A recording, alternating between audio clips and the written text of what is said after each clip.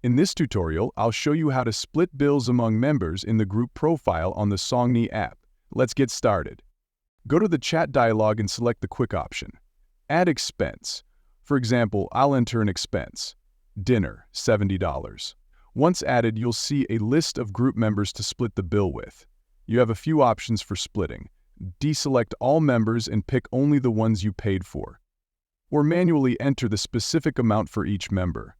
Once everything is set, click Split Expense.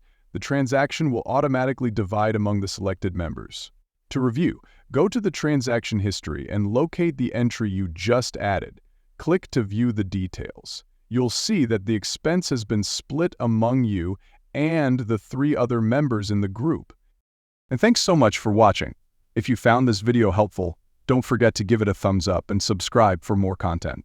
Also, if you're looking for a smart way to manage your finances and escape the rat race, check out Song Nhi, the perfect finance app to help you achieve financial freedom.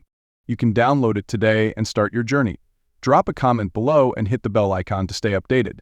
Thanks again for your support, and I'll see you in the next one.